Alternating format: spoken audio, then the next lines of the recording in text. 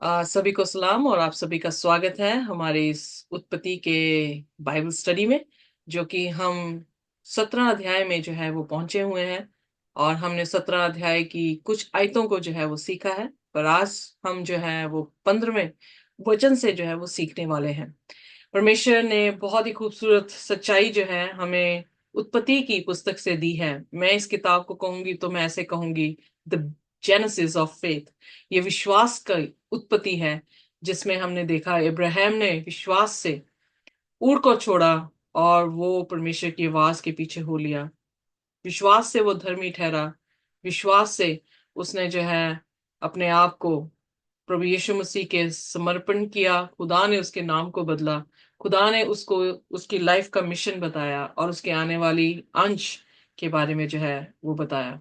सो हम इब्राहिम की कहानी इसलिए पढ़ रहे हैं क्योंकि हम आत्मिक इब्राहिम हैं, जिन्होंने भी यीशु मसीह पर विश्वास किया। वो अब इब्राहिम की संतान है। सो इसलिए कैसे संतान बन सकते हैं, क्या हमें करना होगा इब्राहिम के जैसे, वो तभी जान पाएंगे जब हम उसकी कहानी को पढ़ते हैं। आइए, आज जो है हम 17वें अध्याय में हैं। जब वो 99 वर्ष का है, परमेश्वर ने उसे फिर बुलाया है और फिर कहा है कि बिना दोष के मेरे साथ या मेरे सन्मुख होकर तू चल।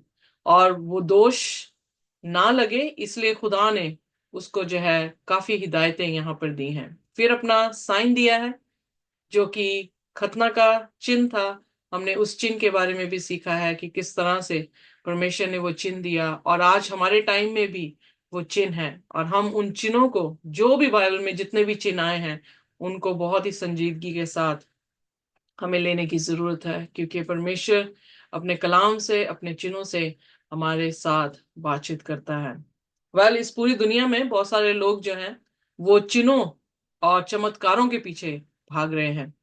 बट यहाँ पर चिन्ह डिफरेंट है जो परमेश्वर दे रहा है। चमत्कार नहीं है, बल्कि उन्होंने जो है वो खतना किया है।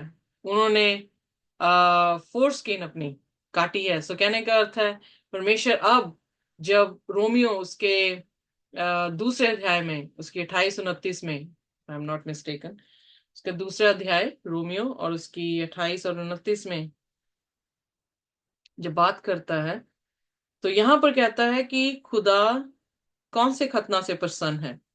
शरीर के खतना से नहीं, बल्कि दिल के खतना से जो है वो प्रसन्न होता है। सो एग्जैक्टली रोमियो उसका 2 उसके 28 और 29।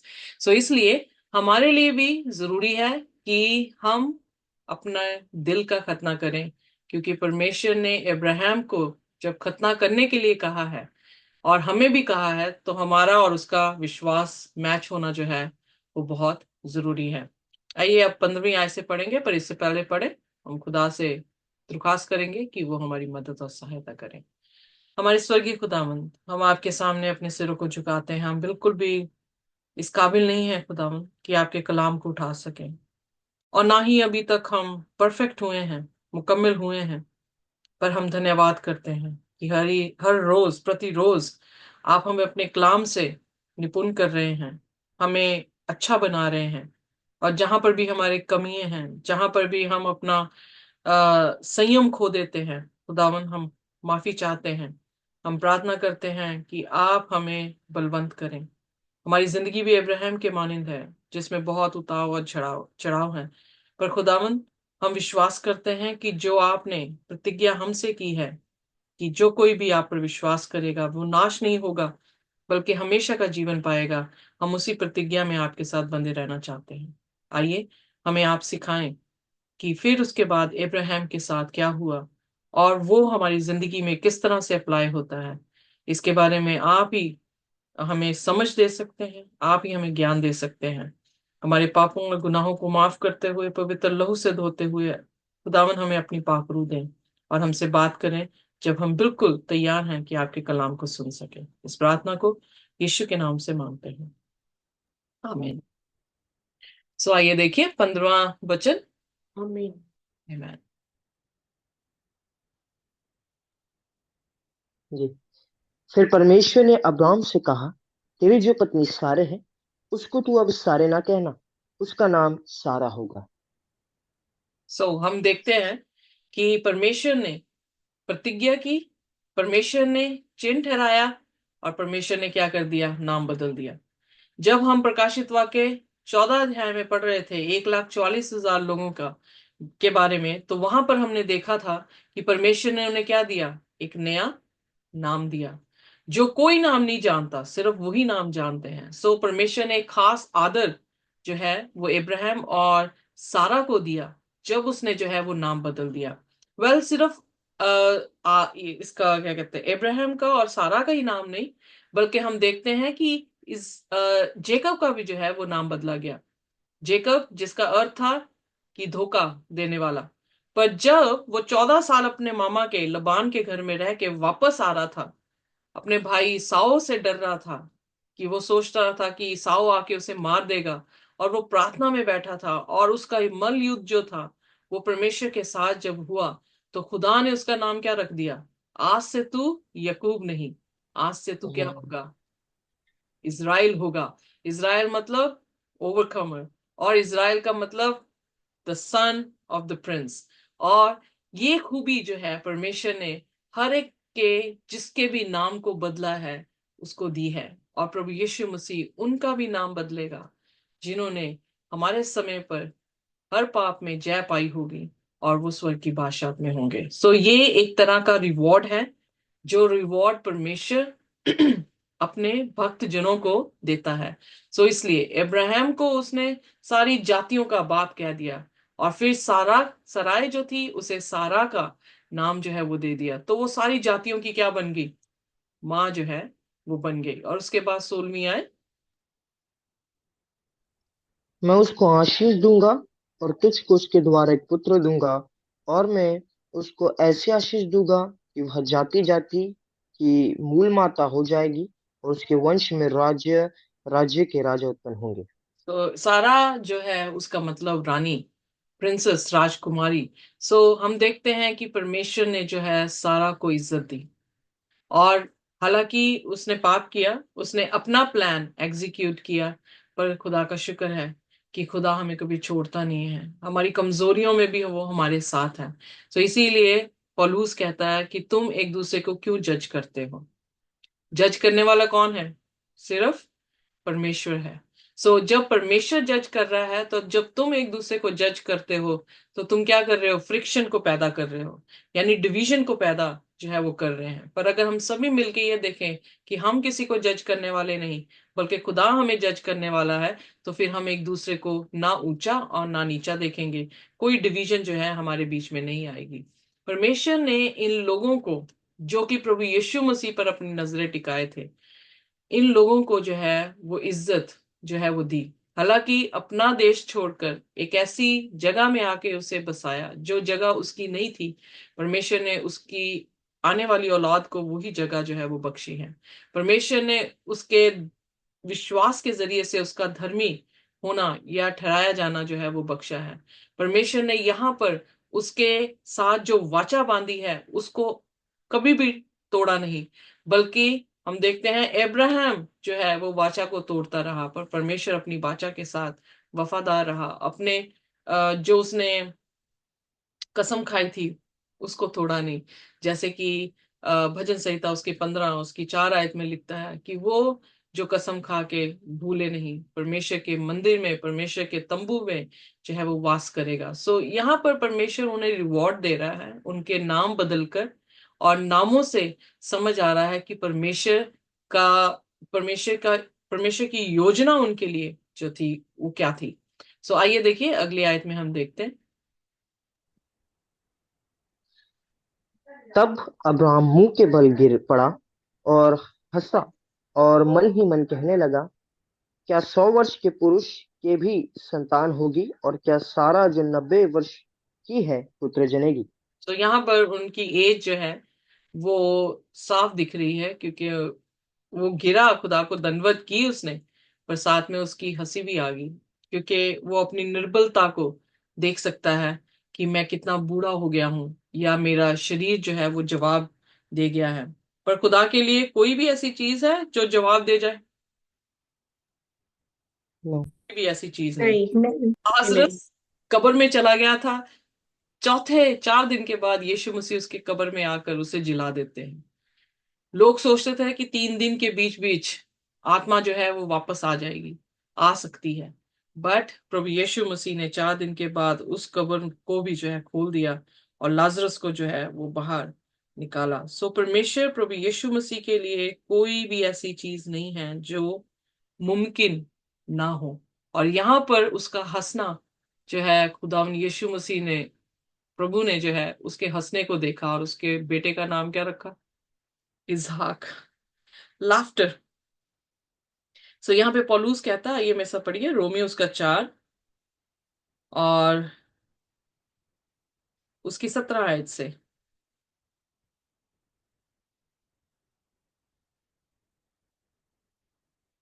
रोमियो उसका 4 हम्म, और 17 आयत। जैसे लिखा है, मैंने तुझे बहुत सी जातियों का पिता ठहराया है, उस परमेश्वर के सामने जिस पर उसने विश्वास किया, और जो मरे हुए में से जिलाता है, और जो बातें हैं ही नहीं उनका नाम ऐसे लेता है कि मानो वे हैं। कितनी खूबसूरत चीज है। यहाँ पर खुदा की पावर को उसने जो है एक ही सेंटेंस में एक्सप्लेन कर दिया। उसने क्या कहा कि जो मरी हुई चीज है उसको जिला देता है, जो चीज है ही नहीं, एग्जिस्टेंस में ही नहीं है, उसको क्या कर रहा है? एग्जिस्टेंस में लेकर आ गया। सो आ सकता है। सो उसकी क्षमता दिखाई गई है यहाँ पे परमेश्वर की। और जब इब्राहिम हंसा है तो उसने इस क्षमता पर विश्वास नहीं किया। नाम भी बदल दिया गया, पर अभी भी कमजोरी है। सो इसलिए जब तक हम निपुणता तक नहीं पहुंचते, सॉरी, परफेक्शन तक नहीं पहुंचते, परमेश्वर हमारी जिंदगी में क्या करता रहता है? काम करता रहता है। सो यहां पर भी उसको छोड़ के नहीं चले गए, बल्कि खुदा ने जो है अपनी बात, अपनी वाचा उसके साथ जो है यहाँ पर फिर बांधी है और उसे समझाया है। सो यहाँ पर पौलुस क्या कह रहा है? उसका मृतिक शरीर हो गया था, यू नो और उसमें से जिंदगी कैसे निकल सकती थी। पर खुदा कैसा है कि जो चीज मर जाए उसको जिला देता है, जो चीज है ही नहीं उसको भी पैदा कर देता है। आगे पढ़ते सिस्टर जी।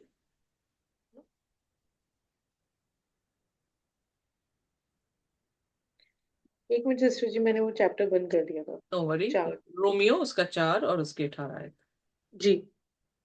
इस उसने निराशा में भी आशा रखकर विश्वास किया, इसलिए कि उस वचन के अनुसार तेरा वंश ऐसा होगा, वह बहुत सी जातियों का पिता हो। वह जो 100 वर्ष का था, अपने मरे हुए शरीर से और सारा के गर्भ की मरी हुई सी दशा जानकर भी विश्वास में निर्बल ना हुआ। ओके, सो अब जो है वो यहाँ पर पौलुस कह रहा है उसके साथ ये मौजा इसलिए हो गया क्योंकि इनिशियली तो वो हंस पड़ा, पर उसने जब खुदा की आवाज फिर दोबारा से सुनी तो उसने जो है इस बात पर विश्वास कर लिया।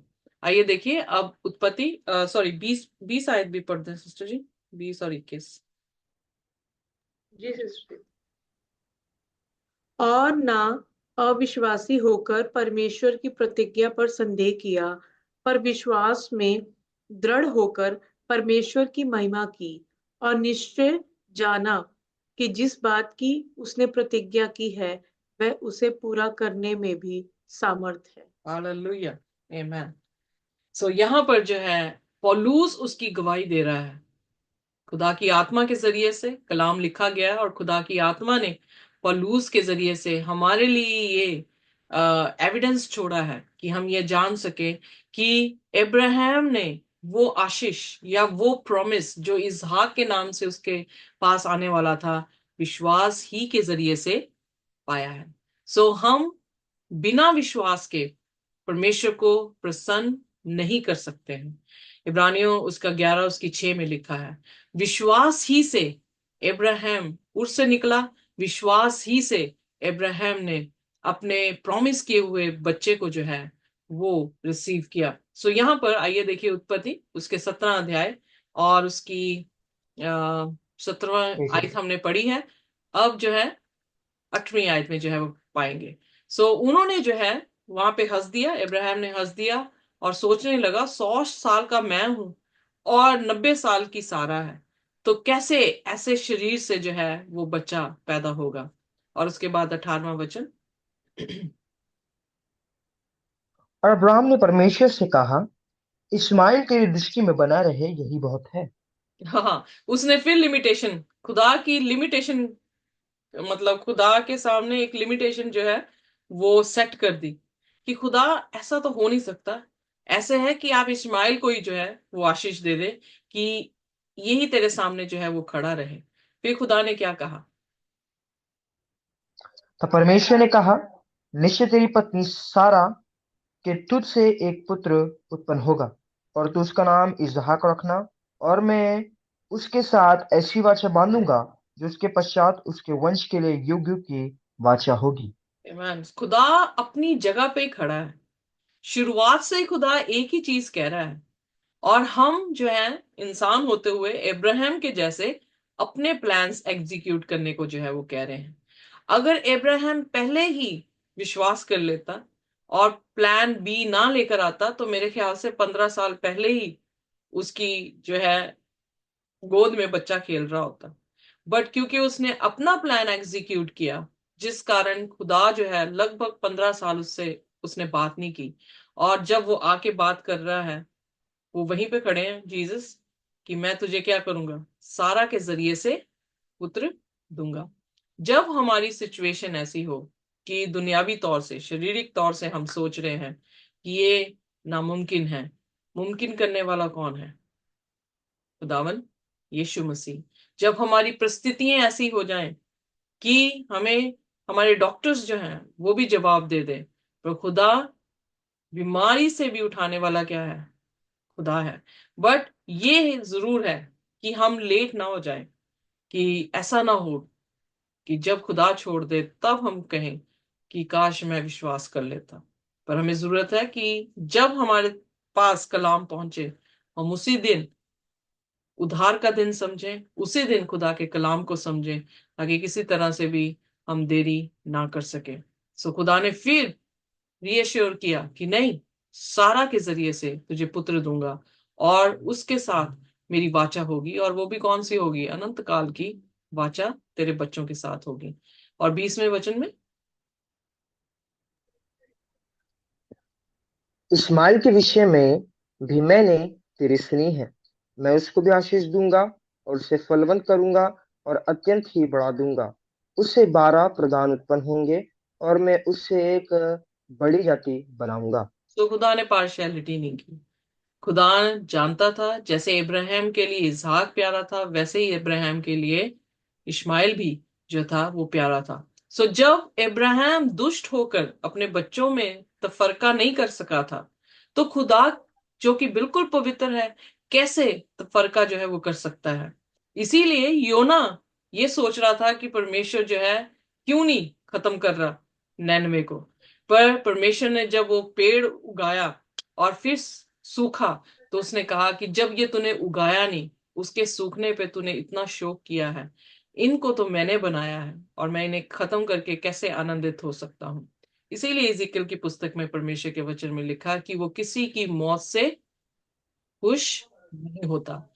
हम सब उसकी संतान हैं। रोमियो की पत्री में उसने सभी को, ना इब्रानी ना यूनानी, उसने कहा हम सब जो है वो पापी हैं, और हम अपने कामों से बचाए नहीं गए। प्रभु यीशु मसीह का वरदान है, उसका अनुग्रह हमारे लिए वरदान है, जिसने हमें जिंदगी दी है। सो यहाँ पर भी खुदा बिल्कुल भी पक्षपात नहीं कर रहा। इसहाक के साथ भी वाचा है और इश्माइल के साथ भी वाचा है।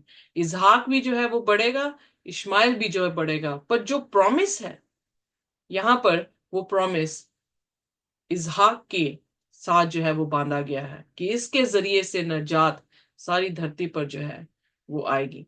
सो आइए देखिए अब 21वां वचन। परंतु मैं अपनी वाचा इसहाक ही के साथ बांधूंगा, जो सारा से अगले वर्ष के इसी नियुक्त समय में उत्पन्न होगा। हम्म, वेरी नाइस। सो मैं ऑलरेडी समझा चुकी हूँ कि प्रॉमिस इसहाक के जरिए से ही है, नजात इसहाक के घराने से ही पूरी धरती पर जो है वो आएगी। इसलिए क्योंकि जो सारा थी वो लीगली अब्राहम की वाइफ थी। इसलिए खुदा ने मैरिज को यहाँ पर, जो फर्स्ट वाइफ है, उसको रिस्पेक्ट दी। वो हग्गार के साथ भी वाचा बांध सकता था, पर हग्गार उसकी पत्नी नहीं थी। इसलिए सारा से जो हुआ बच्चा है, उसके साथ प्रतिज्ञा की है, क्योंकि वो लीगली उसकी क्या थी? वाइफ थी। एम आई राइट? और एम आई? या या। सो इसलिए यस यस। इसलिए पक्षपात नहीं की खुदा ने, बट लीगली सारा वाइफ थी, इसलिए उसके जरिए से प्रॉमिस चाइल्ड जो है, वो उसकी कोख से जो है वो आया है। ओके, अगली आयत, 23वां वचन। तब परमेश्वर ने अब्राहम से बातें करनी बंद की और उसके पास से ऊपर चढ़ गया। ओके, सो खुदा जो है वेंट अप, खुदा जो है वो स्वर्ग में वापस चले गए जब उससे बातचीत खत्म हुई। ये 23वां वचन।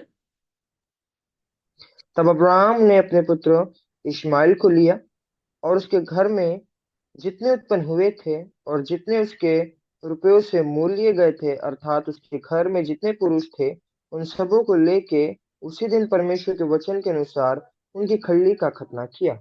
सो जितने भी घर में आदमी थे, चाहे वो दास थे, चाहे वो मोल खरीदे हुए लोग थे, चाहे इब्राहिम का अपना बच्चा यहाँ पर इश्माइल है, उसने सभी का क्या किया? खतना किया। अब यहाँ पर उसने क्या किया? जब खतना कर रहा है, उसके कर्म में उसके विश्वास का पता लगता है। इसीलिए याकूब की पत्री में क्या कह रहा है? विश्वास बिना कर्म क्या है? मुर्दा है। अगर परमेश्वर पर विश्वास ना करता, उसकी वाचा के साथ उसका विश्वास ना होता, तो क्या वो खतना करता? नौ। नहीं। अगर खतना वो ना करता, तो क्या उसके विश्वास का पता लगता? रिपीट करना सिस्टर जी। अगर वो खतना ना करता, तो हम कह सकते थे कि उसने खुदा पर विश्वास किया। नहीं। ना। तो इसलिए जब वो वाचा के साथ उसने कर्म किया, मतलब काम किया, जैसे कहा गया था वाचा में जैसे था, जैसे ही उसने किया, तो वो वाचा खुदा के साथ उसकी क्या हो गई? बन बन गई। गया। बन गई। क्योंकि ओबे दोनों किया उसने। को काम करना पड़ेगा। सो एक पार्टी ने, अगर खुदा ने कह दिया कि मैं तेरे बच्चे को आशीष दूंगा, तो खतना जो है वो चिन्ह था इस कवनेंट का। सो जी जब अब्राहम ने उस चिन्ह को माना, तो कवनेंट क्या हो गई? सील हो गई। जी। राइट? राइट। उसके खतना करने से खुदा के साथ कवनेंट सील होगी। इसीलिए रोमियो उसके 4 अध्याय में क्या कह रहा है? कि उसने बिना किसी शक किए विश्वास कर ली। जी। दुर्बलता को देख रहा था, पर उसने फिर क्या कहा? जो खुदा ने वाचा बांधी है, वो इसको परफॉर्म करने में कैपेबिलिटी रखता है, यानी इसको पूरा करने की क्षमता भी रखता है। सो उसने विश्वास किया, उसने साइन दिया, यानी सरकमसाइज किए अपने सारे मेल, जो भी उसके कुटुंब में टेंट के बीच में थे। और जब उसने ऐसे किया, he was sealed, covenant was sealed. और उसके बाद आइए देखिए अगली आय। जब अब्राम की खलड़ी का खतना हुआ तब वो 99 वर्ष का था। और जब उसके पुत्र इश्माइल की खलड़ी का खतना हुआ तब वह 13 वर्ष का था। तो 99 माइनस 13 किया जाए तो कितने आएंगे अंक? 86।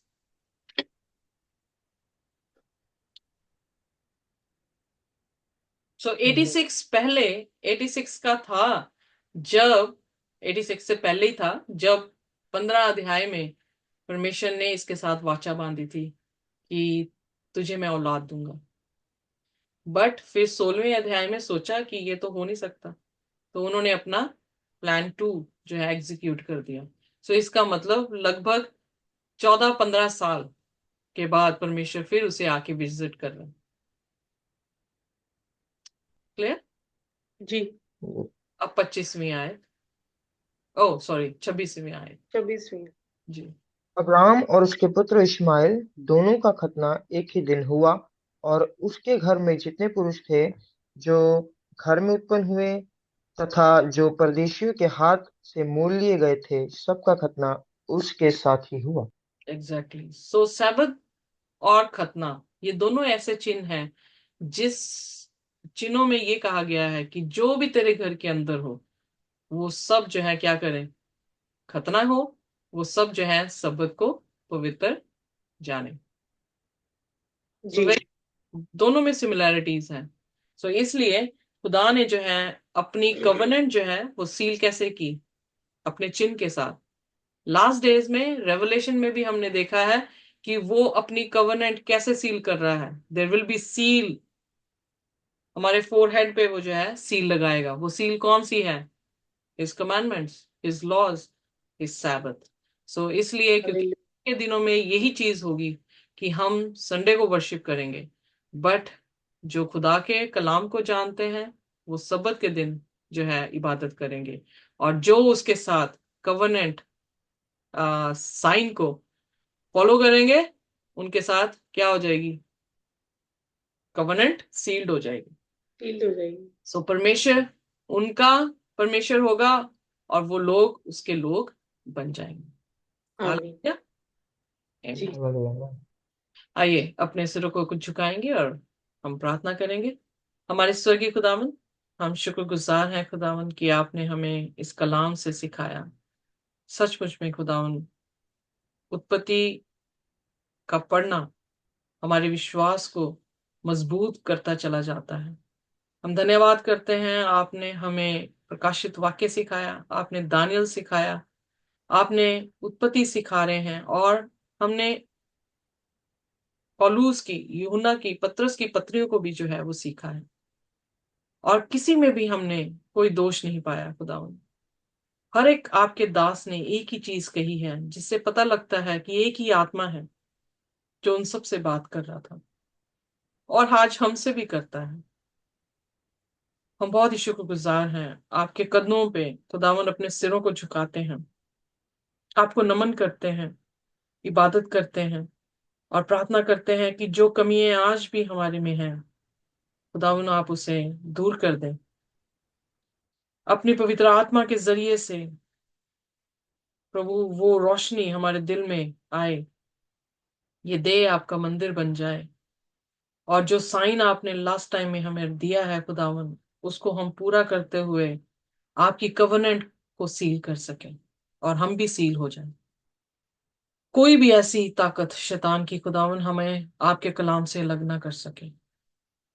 और अगर कोई गलती हुई है समझने में, समझाने में, तो हमें माफ करें। पूरे ग्रुप को आशीष और बरकत दे खुदावन। जब हम एक दूसरे से अलग होते हैं, जबकि रोजाना शायद हम मिल ना पाए, तो कुछ लोग मिलेंगे प्रभु जी, कुछ नहीं मिल पाएंगे। पर खुदावन जब तक हम दोबारा फिर एक ना हो, आपका आत्मा हमारे बीच में कार्य करता रहे, और जो कलाम सीखा है किसी भी तरह से शैतान उसे स्नैच करके ना लेकर जाए, बल्कि ये कलाम और ये शब्द जो आपके हैं प्रभु वो 100 गुना, 60 गुना और 30 गुना फल लेकर आए। हम सबकी सुरक्षा करें खुदावन, और जहां जहां भी हम रहते हैं वहां वहां खुदावन आपके कलाम, आपका डर, आपका खौफ हमारी जिंदगी में बढ़ता चला जाए। हर false teaching, false practices, false preacher से, टीचर से, प्रॉफिट से हमें बचा के रखें और अपने कलाम में बढ़ाएं। यीशु के नाम से मांगते हैं, आमीन। आमीन। खुदा का आमीन। आमीन। आमीन। आमीन। Thank you so much sister ji. Thank you sister. उसका अनुग्रह और उसकी शांति हमारे साथ इसी तरह से जब तक वो आना जाए बनी रहे। आमीन। आमीन।